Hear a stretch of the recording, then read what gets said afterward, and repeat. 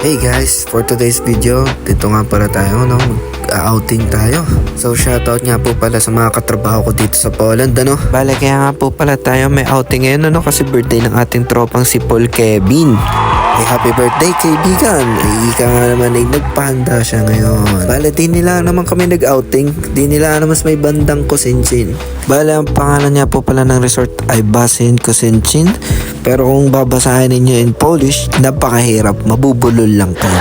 Sa entrance naman, hindi naman siya ganun kamahalan. Umaabot lang naman po sa 25 zloty. Ika nga hindi naman lugi kasi dito meron ng slide at 3 malaking pool. Dito ay hindi ka naman na nakaka-slide kahit ikaw ay mag-slide pa habang buhay. Bukod sa napakaganda na ng place, napakabait pa ng mga tao dito, yung mga nagbabantay. Ay, tuwan-tuwa nga aking tropa dito, pakinggan nyo. Play nga.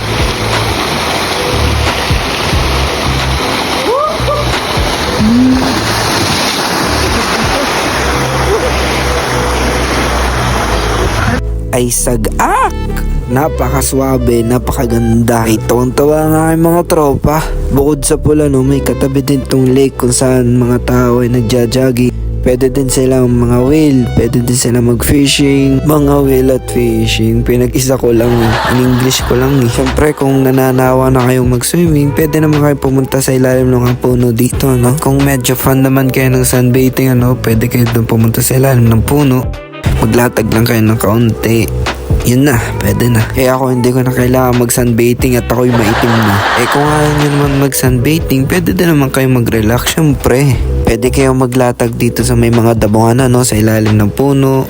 Tapos chill lang, magpapahangin, magre-relax. Pabawas ba sa mundong nakakapagod, makalayo sa mga problema at sa pagka-homesick. Para sa aming mga OFW, napakahirap talaga nun. Yun ang unang-unang kalaban namin dito. Homesickness. Bukod sa water slide at sa swimming pool, pwede din kayo maglaro ng volleyball dito. Uy, paring Gino, okay lang yan. Mahal ka nun. Huwag mo nang pakaisipin yun. Kung may mga kasama kayong mga chikiting, pwede kayo dito. Meron ditong slide, swing at mini zipline. At talaga namang sinubukan ko na.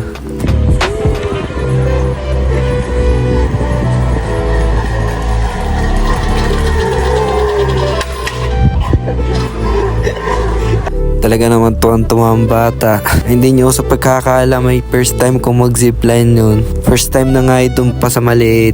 Medyo gumaganda na ang panahon dito, Finally, after 1,000 years, lahat ko naman, 2 oras na lamang pauwi na kami nito. Yun, chicks! Napakaganda. Tuwan-tuwa ang mga tropa. Siyempre dapat lang naman, pwede puro trabaho na lang.